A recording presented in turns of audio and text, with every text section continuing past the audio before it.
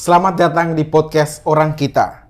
Kita akan berbicara tentang anak muda NTT dan politik. Kita tidak bisa menghindarkan diri dari politik. Politik akan membawa dampak bagi kehidupan kita, meskipun kita sedang tidur sekalipun. Karenanya di podcast Orang Kita sudah beberapa kali topik politik kami tampilkan.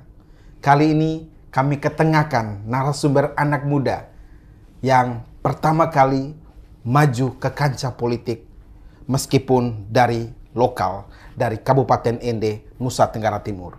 Gusti Tetiro, calon DPRD dari Partai Golkar Dapil 4 dari Kabupaten Ende.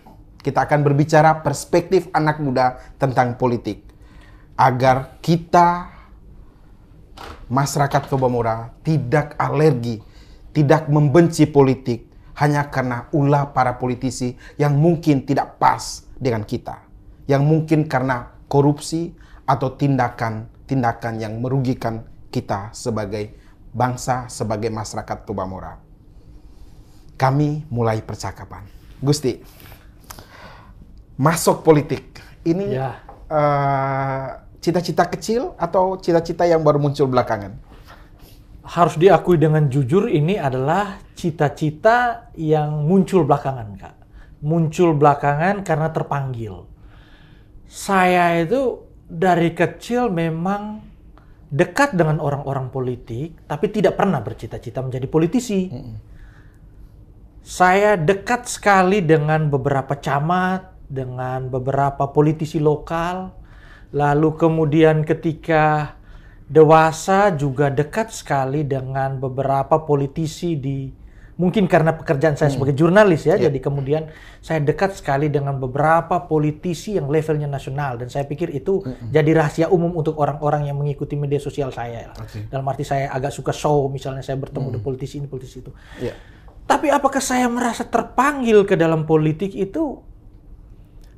Ya, karena manusia adalah makhluk politik, saya rasa harus diakui bahwa saya masuk politik pertama itu dari teks-teks buku, dari diskusi-diskusi lepas di ruang-ruang kelas filsafat yang memang filsafat dan teologi karena latar belakang saya di situ, yang berbicara tentang keharusan dimensi politik dalam filsafat dan teologi. Karena bagaimanapun dalam bahasa kami yang belajar teologi, Kanando, kerajaan Allah itu harus terbangun di atas bumi ini, mulai dari di atas bumi ini. Makanya kerajaan Allah itu ya tercipta dari politik praktis. Itu namanya bahasa orang kuliah ya. Apakah nanti diterjemahkan seperti apa itu ya nanti kalau memang orang berpolitik lah. Terus kemudian ketika beberapa kali menjadi orang yang menulis politik, lalu kemudian 1-2 kali mengamati aksi dan pemikiran politik, saya merasa bahwa inilah saatnya untuk masuk ke dalam politik. Dan karena saya anak baru dalam politik, saya bertemu beberapa senior, dan ada beberapa senior yang dengan sangat baik menasihati bahwa kalau kamu benar-benar mau berpolitik, main dari dasar supaya kamu tahu bahwa dalam politik itu ada 2. Yang pertama, kamu mesti punya otak. Yang kedua, kamu mesti punya massa. Mereka menilai bahwa untuk otak dan segala macam Gusti oke lah, baik adanya. Nah sekarang apakah Gusti punya massa? Harus dicoba. Harus mengalami, diterima dan ditolak, disikut dan dirangkul. Harus dialami. Maka saya sekarang dalam proses Kanando untuk menikmati itu semua sebagai suatu dinamika politik yang menurut saya baik, enak. Saya lagi suka-sukanya politik. Lagi suka-sukanya politik. Lagi suka-sukanya politik praktis. Artinya ini tadi jawaban Gusti bahwa ini proses yang tidak dari kecil ya. Dari kecil. Artinya muncul karena keterpanggilan, karena interaksi-interaksi dengan politisi, dengan bacaan-bacaan tentang politik, dengan mata kuliah bersinggungan dengan politik. Bagaimana Gusti memahami politik itu sendiri? Konsep politik seperti apa sih yang dipahami seorang Gusti yang kemudian nanti pada waktunya akan diimplementasikan? Konsep politik yang saya pahami yakni pertama begini. Politik adalah sebuah panggilan untuk membawa kesejahteraan bersama, Kak. Kita ini tidak boleh malu-malu lagi untuk mengakui bahwa semua keputusan, mungkin pernyataannya hampir semua keputusan di atas muka bumi ini adalah sebuah keputusan politik. Bahkan dalam beberapa bacaan orang bilang, kamu jatuh cinta dan bercinta pun adalah sebuah pilihan, adalah sebuah keputusan politik. Nah sekarang kebaikan bersama itu harus diperjuangkan, dan itu bukan sebuah kerja individu, Kak. Itu sebuah kerja bersama. Makanya saya sangat sepakat misalnya orang bilang, ayo orang-orang baik masuk ke dalam politik praktis. Masuk ke dalam politik praktis supaya kita bisa memperjuangkan politik untuk kebaikan bersama itu.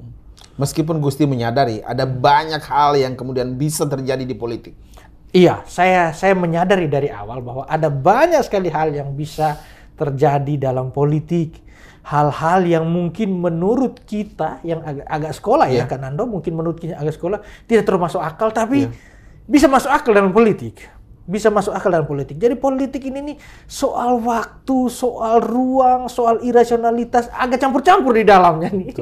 Agak campur-campur, dan saya sedang melihat, saya sedang mengamati, mungkin masih kecil ya, masih sangat mikro di level daerah, tapi sebenarnya ketika saya nyemplung, saya melihat, wih di level daerah juga cukup panas juga hal-hal macam begini. Jadi tidak hanya di nasional. Kalau di nasional kan kita hanya soal main ide nih, main isu nih. Sebagai wartawan saya tahu bahwa kalau main isu ini efeknya begini, dampaknya begini. Kalau di daerah, wah lebih kompleks. Lebih kompleks karena kita baku kenal satu sama lain, saling kenal satu sama lain, lalu kemudian kita mesti agak tegaan untuk mengambil sikap, atau kalau kita tidak ambil sikap begini, orang akan ambil sikap begitu. Jadi memang seperti yang Kanando bilang bahwa semua hal bisa terjadi, tapi saya mungkin ulang lagi pertanyaan Kanando yang pertama tadi, yakni apa politik? Menurut saya, politik hari ini di mana sistem demokrasi kita pilih itu mengisyaratkan, sekurang-kurangnya dalam refleksi sementara saya mengisyaratkan dua hal, Kanando. Yang pertama itu mengisyaratkan tentang representasi, kan Ando. Kenapa saya kemudian memilih Golkar dan mengapa saya memilih bermain di level paling dasar DPRD kabupaten? Karena saya tahu bahwa pertama soal representasi, saya orang Liau, kan Ando. Orang Liau dalam arti begini, bapak saya orang Voltolo, Kecamatan Detsoko, mama saya orang Wolojita yang punya keluarga cukup banyak dari keluarga oma saya di Watuneso. Jadi saya pikir dari 3 titik itu saya cukup representatif untuk bisa mewakili Dapil 4 di ND. Jadi representasi itu sudah, menurut saya itu sudah cukup lah. Detsoko, Wolojita, Liau Timur, saya bisa menyatakan bahwa ini ada satu anak muda, Aji Ana Omiu, maju, Tawake Dua Miu. Iya kan? Jadi politik itu kan sebuah tawaran untuk ini nih, ada saya nih, SDM anak muda yang mau maju mewakili kalian. Apakah nanti saya bisa meyakinkan mereka atau tidak? Itu urusan lain dulu. Tapi minimal representasi saya sudah lolos. Itu yang pertama. Yang kedua, politik praktis hari ini dalam alam demokrasi itu mensyaratkan kemampuan berdeliberasi, kan Ando. Kemampuan berdeliberasi itu yakni kemampuan untuk bisa memenangkan wacana dan narasi yang mau dibangun supaya dalam bahasa saya ya, make money going to the poor, memastikan uang negara itu mengalir ke orang-orang miskin, kan Ando. Ini kan soal keberpihakan kita, makanya masyarakat di daerah-daerah saya berharap supaya memilih orang-orang yang punya komitmen untuk memastikan APBD atau uang-uang itu mengalir ke masyarakat, supaya kita tahu bahwa politisi kita itu bekerja untuk kita. Jadi jangan sampai seperti yang Kanando omong di opening tadi, jangan sampai orang sudah bosan dengan politisi. Hey, miu inang gero ngeri ina. Saya pakai bahasa Liau ya. Miu inang gero ngeri ina, tapi versi yang kedua demi jadi kalodo lagi. Nah, makanya saya memberanikan diri untuk oke lah. Ini anak kalian, ini keponakan kalian, ini sepupu kalian, pilihlah supaya nanti besok-besok kalau seandainya lewat dengan mobil kami cuek, lempar aja kami dengan batu. Kamu ini waktu pilih, kamu suruh kami pilih kamu. Terus kemudian pas jadi kamu lupa kami. Nah, itulah jadi representasi dan deliberasi. Orang mesti punya pasokan ilmu pengetahuan yang baik tentang politik, dan saya agak optimis itu karena minimal saya mempersiapkan diri dengan baik kan Nando, meskipun itu, tapi saya belajar otonomi daerah dan kebijakan publik, saya belajar filsafat. Otonomi daerah dan kebijakan publik itu penting supaya saya bisa membantu daerah saya untuk memastikan bahwa untuk menjadi daerah yang otonom, yang mandiri, kamu harus bikin apa. Terus kemudian filsafat penting juga karena dalam diskusi-diskusi itu untuk menghindari cap atau labeling bahwa anggota DPR itu datang, duduk, diam, dengar, dapat uang, maka mesti ada orang yang bisa berbicara dengan cara yang artikulatif, memahami konten pembicaraan, mewakili masyarakatnya, lalu kemudian berdampak untuk masyarakatnya. Begitu kan Nando? Jadi memiliki otak dan memiliki masa. Iya, otak dan masa. Memiliki duit juga? Memiliki duit ini relatif. Orang Latin, saya mau jawab agak taktis nih. Orang Latin bilang gini, pecunia non olet ya. Jadi uang itu tidak berbau. Jadi agak gaya-gaya juga kalau seandainya saya harus menyebutkan angka di sini. Dan menurut saya tidak memilih untuk itu. Yang kedua, saya percaya sekali bahwa kehendak-kehendak baik itu biasanya memastikan ada uang di kantong orang lain. Saya percaya itu bahwa akan ada satu gerakan bahwa oke, ini anak nih kayaknya baik nih, ayo kita bantu. Saya yakin sekali itu kan, dan bukan hanya yakin bahwa it works. Ada orang yang punya hati untuk ende sekarang membantu saya, membantu untuk beri tidak banyak-banyak, 1-2 sen dari apa yang mereka bisa. Gusti, ini kami, misalnya saya ketemu dengan senior ende di Jakarta, dia akan bilang gini, kayak ngalalaka apa gak? Kayaknya lelaki aja bikin stiker apa segala macam, kasihlah duit sekian. Jadi ya jujur aja sebagai orang yang baru, saya tidak mau terlalu banyak untuk jor-joran di situ. Karena saya punya masa depan juga, saya punya hal-hal yang harus saya pertanggungjawabkan juga. Tapi saya tidak ingin pembicaraan mengenai uang menghambat niat baik saya untuk mengabdi kepada masyarakat. Gitu kan Ando? Sepakat sih Gusti. Jadi itu tadi bahwa memang ada ongkos-ongkos politik, tapi biarkanlah itu kemudian tidak menjadi kendala, dan kemudian tidak perlu besar-besaran uang itu disampaikan ke publik. Sangat tidak etis kalau menurut saya juga. Artinya ketika menyebutkan angka kami habis sekian, itu rasanya tidak pas lah. Bahkan dalam hidup pun kita membutuhkan itu dan tidak perlu disampaikan kepada orang juga.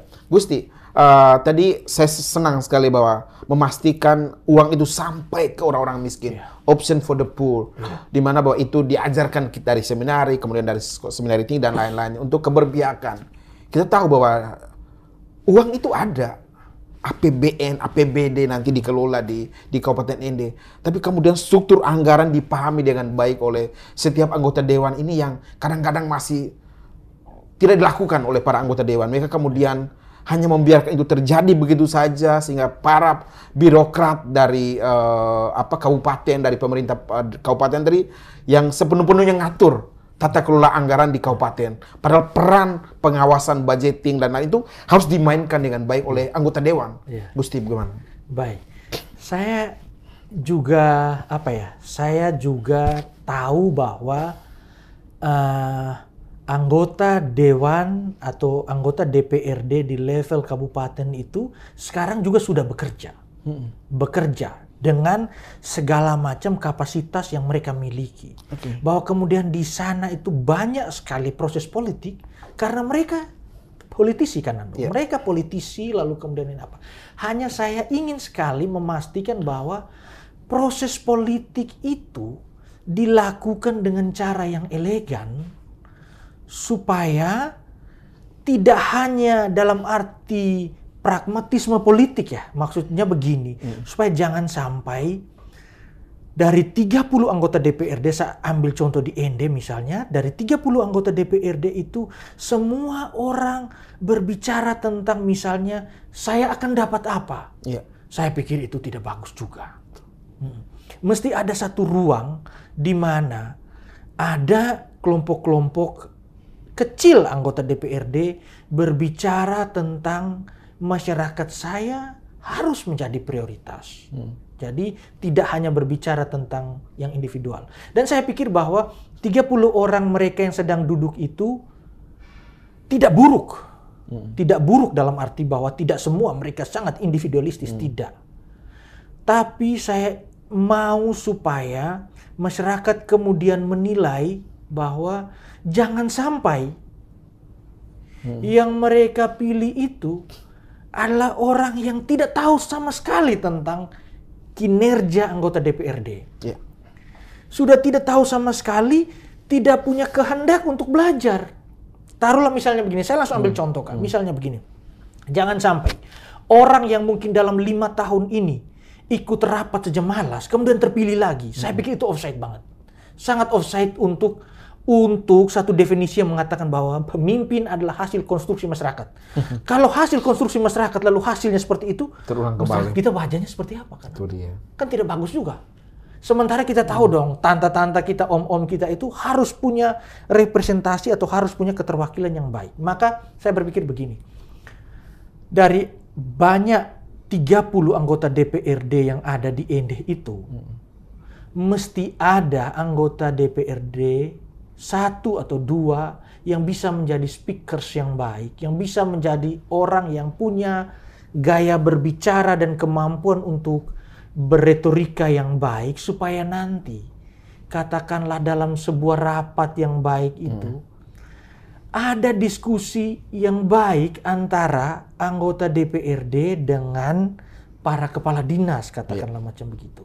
Lalu kemudian anggota DPRD yang ada ini harus juga adalah orang-orang yang taktis juga. Mungkin dia tidak lincah dalam berretorika, tapi dia taktis dalam angka. Itu penting juga. Betul. Karena kan juga soal angka. Jangan sampai orang-orang yang berbicara bagus tapi tidak mengerti secara detail angka juga tidak bagus juga. Makanya kombinasi antara yang sudah ada sekarang dengan yang nanti impian atau harapan masyarakat bisa kemudian memformulasikan, menghasilkan formasi 30 orang itu yang rasa-rasanya begini. Ada tukang lobby, kita perlu. Ada orang yang suka ngomong, kita perlu. Ada orang yang punya relasi baik dengan masyarakat adat, kita perlu. Ada orang yang punya relasi baik dengan gereja, masjid, dan kelompok-kelompok agamawan, kita perlu. Ada yang punya relasi baik dengan perempuan dan segala macam, kita perlu. Jadi keterwakilan macam itu harus penuh. Supaya apa?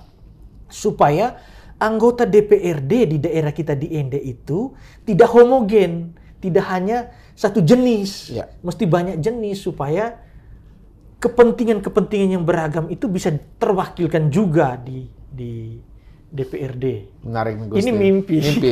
Seharusnya bisa tercapai. Amin. Jika literasi-literasi seperti ini berulang-ulang disampaikan kepada masyarakat kita, jangan sampai ya mereka datangnya kemudian nanti di hari H mencoblos hanya karena primordialisme. Saya milih karena ya udahlah itu anak om saya. Itu yang kadang-kadang dalam kampanye itu yang pertama-tama ditonjolkan. Padahal kan yang kita inginkan adalah isi otaknya juga disampaikan dong, seberapa keren calon ini. Mana Gusti melihat primordialisme di tengah-tengah situasi kabupaten kita atau provinsi kita? Oke, Kanando memilih satu istilah yang bagus, yakni primordialisme elektoral. Ya? Yes. Saya selama ini tidak pakai istilah itu. Yang saya pakai istilah itu adalah tradisionalisme pemilih. Tradisional pemilih. Jadi, tapi sama sih sebenarnya maknanya, yakni begini, Kanando. Jadi, saya datang dari Jakarta dengan gambaran yang masih samar-samar mengenai Dapil 4. Lalu kemudian saya datang, jual figur saya. Saya jurnalis belasan tahun. Saya mengerti bagaimana negara ini mengelola uangnya. Saya bisa memberi penilaian yang baik mengenai bagaimana daerah mengelola uang. Bisa, karena latar belakang saya sebagai jurnalis ekonomi dan segala macam. Tapi kemudian ketika saya menjual figur bahwa saya sekolah sekian itu, tidak cukup, Kanando. Harus diakui tidak cukup. Pembelahan dalam masyarakat itu terjadi. Fakta, Kanando. Jadi misalnya gini, saya masuk ke satu kampung, bisa saja orang tanya, misalnya begini, minta maaf, kau aji anak saya. Langsung itu. Iya, Kak. To the point. To the point, Kak. Aji anak saya. Kami gado wala kekaina. Kami di sini sudah di dia ini. Jadi kau aji anak saya. Nah, saya agak diuntungkan. Menurut saya agak diuntungkan karena pertama, keluarga saya agak beragam dan semuanya di Dapil 4 kan. itu. Jadi istri, tambahan juga, istri saya orang Sokoria, Dona Timur. Jadi minimal saya bisa mewakili 4 kecamatan nih. Jadi Asik. ini kan saya omong sambil mempropaganda ya kayaknya. Ya, Jadi pilih saya gitu. pas gitu. Iya. Momennya pas lah. Jadi saya misalnya di Detusoko saya akan bilang bahwa saya orang Detusoko. Karena memang saya dari Woltolo, orang Detusoko, lalu kemudian di Dona, kekerabatan orang Woltolo dan Dona ini kan kekerabatan yang dari nenek moyang. Betul. Jadi ya saya bisa bilang bahwa memilih orang Dona dan memilih orang Woltolo itu sama saja. Asik. Lalu saya bisa datang ke Dona Timur, ke keluarga istri saya rayu sedikit. Untuk kalau bisa dong, dalam istilah kita di Endeliot, kalau bisa dong, maisi pausi rombo aku. Mari isi bakul saya supaya bakul saya ini keterwakilannya banyak. Saya datang ke Wolowaru, saya datang ke Ndori, saya datang ke Moni, saya datang ke Lio Timur, saya bilang bahwa saya tidak 100% orang Lise, tapi 25% dalam diri saya ada darah orang Lise karena oma saya dari Wolelea. Jadi ya saya omong tadi bahwa representasi saya cukup meyakinkan, Kak. Sebagai orang dari Dapil 4, representasi saya cukup meyakinkan. Apakah saya juga cukup meyakinkan untuk merayu orang? Ya, watch me. Tonton saya nanti. Kalau memang gagal ya kita gimana? Artinya pemilih tradisional tadi oke lah, diperlukan. Pemilih tradisional oke, Kak. Sangat oke dengan latar belakang riwayat biografi saya. Sangat oke. Tapi apakah nanti kemudian bisa berubah menjadi tingkat elektabilitas saya? Belum tahu juga karena serbuan dari lawan juga tidak main-main, dahsyat. Seperti yang kakak omong tadi, ada yang berani menyerbu dengan kekuatan finansial. Itu yang mungkin ya apakah saya bisa bersaing atau tidak atau bagaimana tidak. Tapi saya sangat percaya, Kak. Saya sangat percayanya begini. Di Dapil 4 itu kita punya 60.000 lebih orang yang akan memilih, Kak.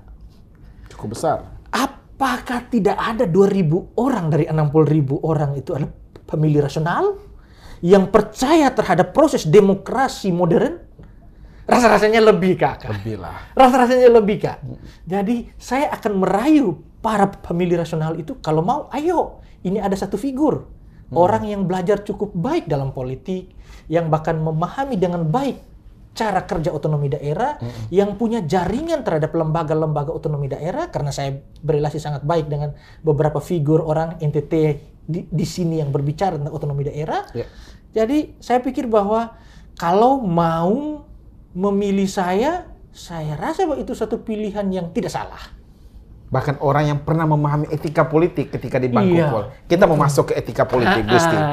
Ini menarik, karena tadi kita sudah ngomongin di Dapil 4, ND dan lain-lain, pemilih tradisional dan pemilih rasional. Gusti dengan biografi yang dimiliki, dapatlah pemilih tradisional dan dapat pula lah kiranya dari pemilih rasional kita. Tadi Gusti katakan bahwa di S2 di Driakara sempat bertemu Manyu Suseno. Beliau mengajar etika politik. Etika politik. Saya yakin etika politik akan sangat berguna bagaimana Gusti nanti menjadi politisi di daerah. Bagaimana Gusti melihat peran pemahaman tentang etika politik. Karena bagi kami di podcast Orang Kita, itu yang belum sepenuhnya dimiliki, dirasakan oleh para politisi kita. Sehingga politik itu kemudian menjadi suatu yang kemudian tidak keren gitu loh. Ketika mereka tidak menerjemahkan etika politik dengan baik, ketika bersinggungan dengan publiknya atau konstituennya, tidak menampilkan politisi yang beretika. Begini, Kak. Kalau bicara tentang etika politik itu kan berarti berbicara tentang filsafat moral politik, Kak. Betul. Jadi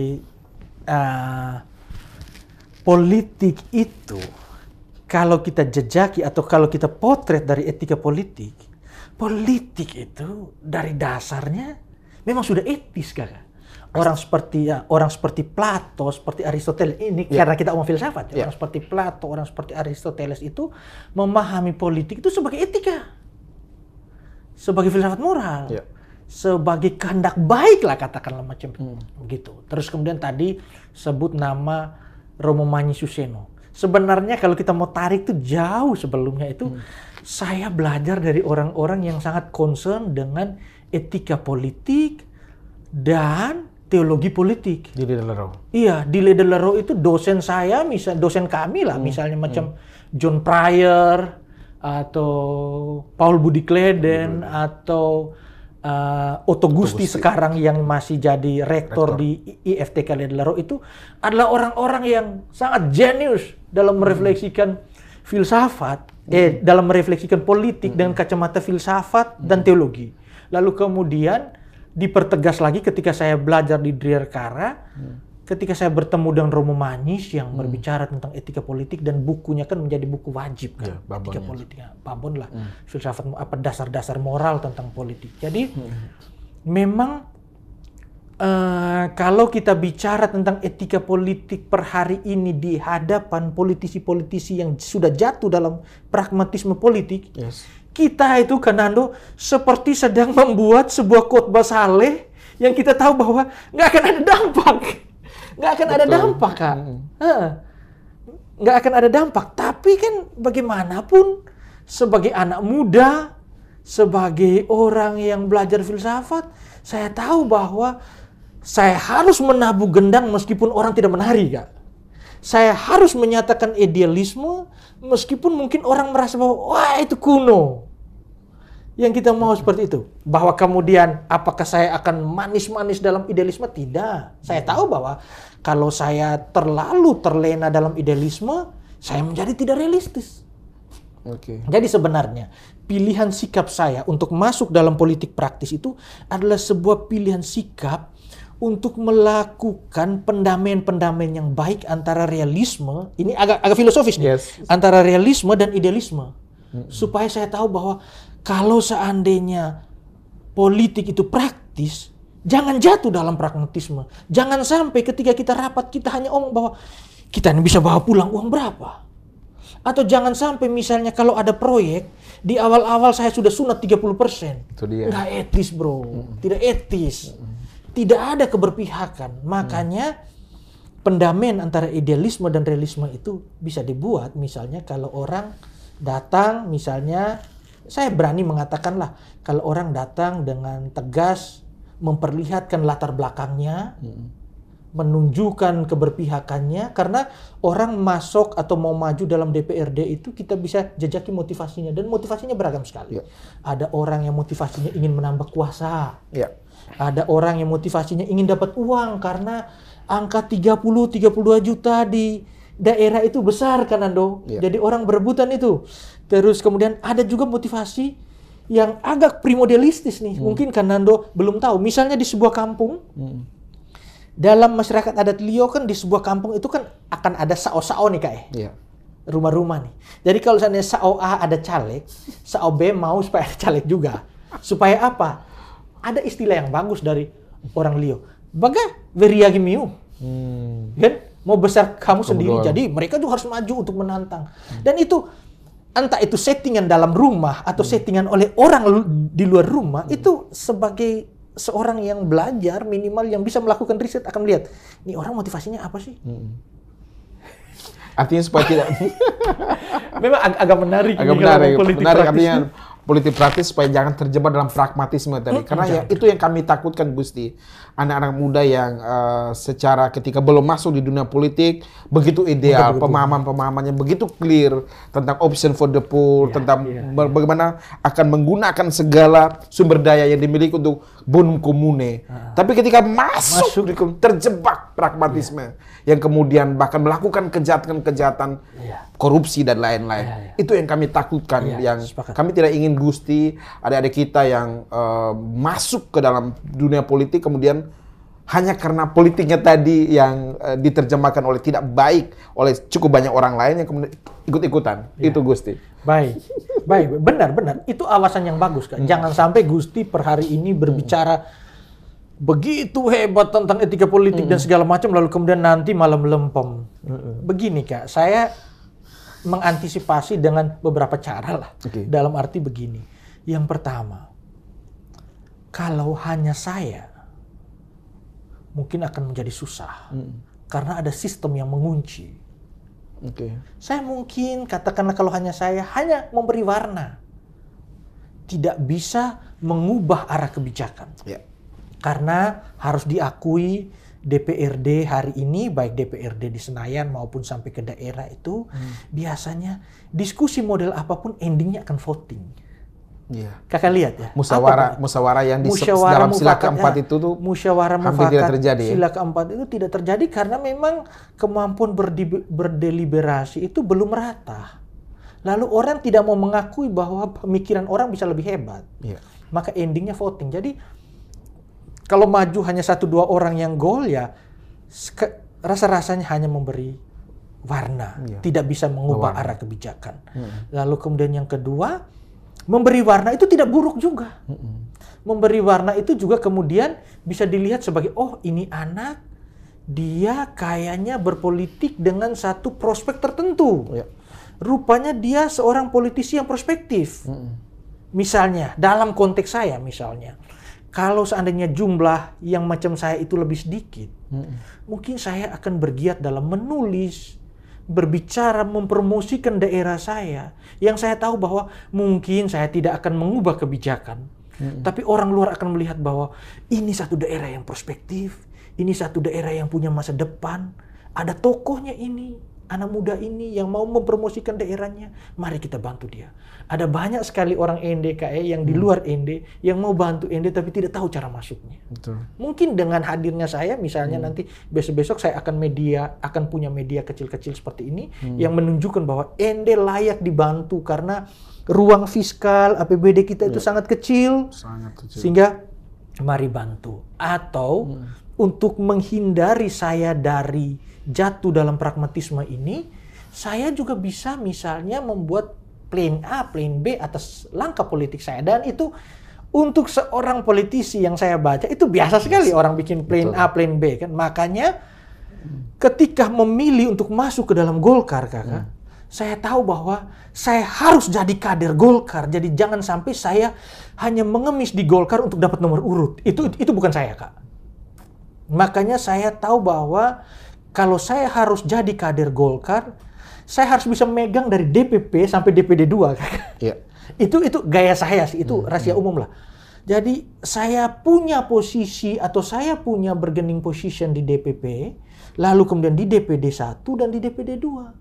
Supaya nanti katakanlah satu saat masyarakat belum memilih saya atau masyarakat belum memberikan kursi kepada saya tahu bahwa saya masih bisa punya ruang untuk membantu politisi-politisi yang baik dari NTT yang ada di Golkar untuk, ayo Kak, kita sama-sama dong kerja untuk masyarakat kita ini. Tapi kalau seandainya nanti saya terpilih, dipercayakan oleh masyarakat, saya sudah punya jaringan DPD 2, DPD 1, dan DPP. Minimal kalau seandainya saya datang ke Jakarta kan, saya bisa ketemukan Nando, kakak, kementerian ini bisa bantu apa kok daerah saya. Dan kapasitas saya sebagai mungkin kecil, sebagai anggota DPRD kabupaten, lalu kapasitas Kanando di kementerian atau KE lain di tempat-tempat lain. Kita bisa bantu sama-sama. Ya katakanlah Kanando bisa jadi saksi lah bahwa kalau kita mau bantu ND, Gusti yang jadi PIC di sana, jaminan mutu deh. Begitu kan Kanando? Iya. Sepakat. Jadi gitu Kanando. Itu saya mau masuk ke pertanyaan selanjutnya. Gusti, skenario nih, kita kan tahu bahwa politik itu bisa terjadi apa saja. Iya. Harapan kami di podcast Orang Kita untuk anak-anak muda sekualitas Gusti ini terpilihlah dalam kontestasi 2024. Tapi jika Tuhan berkehendak lain atau jika pada titik itu belum mendapatkan amanah dari Dapil 4 ND, langkah apa yang lakukan? Tadi disampaikan bahwa karena sudah mengenal pihak DPP Golkar di pusat, kita tahu ada Mekeng di sini, ada Kak Melki Lakalena di ketua provinsi kita. Apa yang kami di podcast Orang Kita mendoakan yang terbaik buat Gusti, tapi bahwa di politik itu sangat mungkin terjadi hal-hal yang kadang-kadang kita tidak siap di situ. Gusti mau melakukan apa untuk tetap berkontribusi bagi Kabupaten ND? Baik.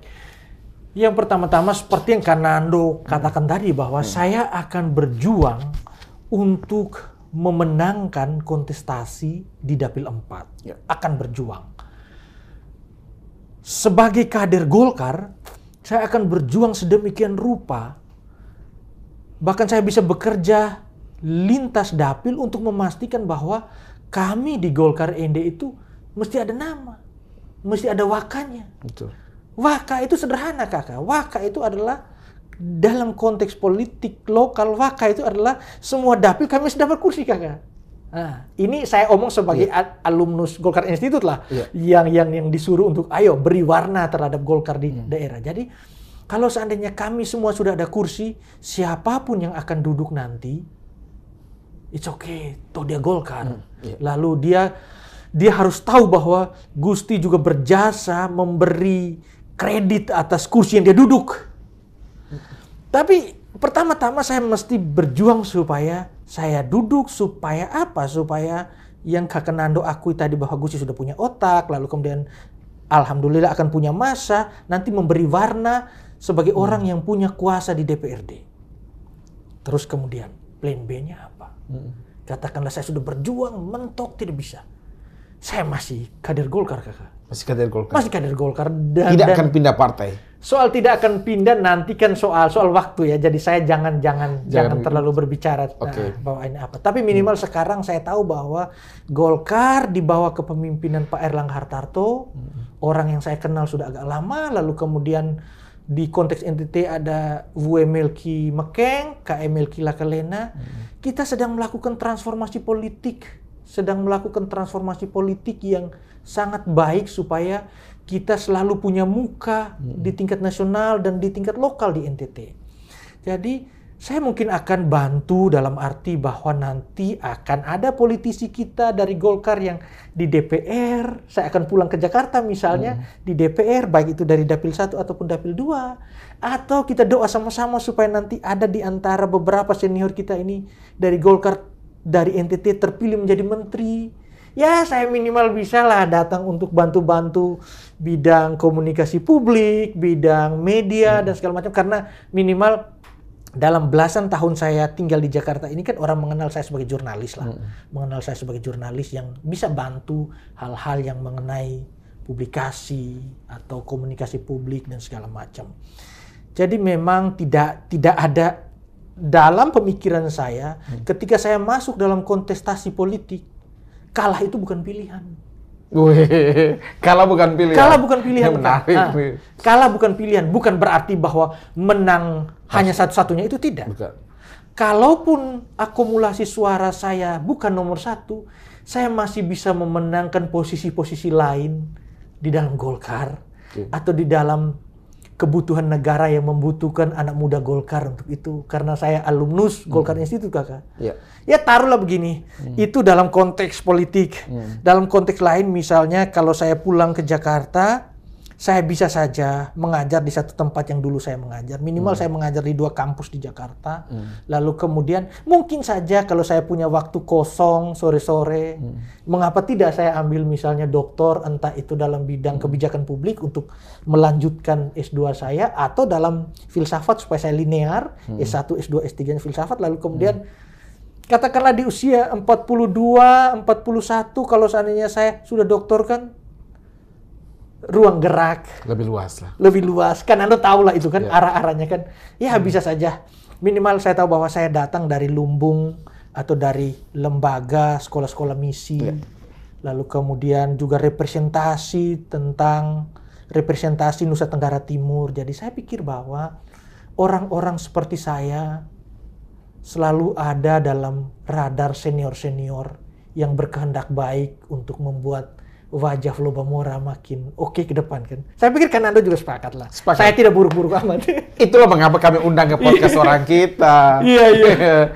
Demikian percakapan kami yang luar biasa dengan Gusti Tetiro, calon anggota DPRD Dapil 4 Kabupaten Ende dari Partai Golkar. Kami memang tidak satu-satunya mempromosikan Gusti, tapi kami ingin mempromosikan setiap anak muda yang punya kualitas, yang punya otak, punya kapasitas, dan syukur-syukur punya masa pada waktunya, sehingga kemudian menjadi anggota legislatif, menjadi pemimpin bagi Flobamora, pemimpin bagi Nusa Tenggara Timur, yang pada akhirnya berujung pada kesejahteraan bersama. Masyarakat kita menjadi lebih sejahtera, tingkat kemiskinan menurun dari angka nomor 3 di Nusa Tenggara Timur. kemudian bisa naik kelas lah dalam konteks itu. Itulah mengapa kami di podcast Orang Kita selalu mendorong anak-anak muda, orang-orang yang punya kemampuan untuk kemudian tampil di sini, membagi pemikiran perspektifnya untuk kita bersama, untuk kita simak, untuk kemudian dijadikan pelajaran. Gusti, thank you, dan doa terbaik dari podcast Orang Kita untuk 14 Februari 2024. Amin. Terima kasih banyak. Salam dari kami semua di podcast Orang Kita dari kawasan Monas, Jakarta Pusat untuk Lomba Mora tercinta. Terima kasih.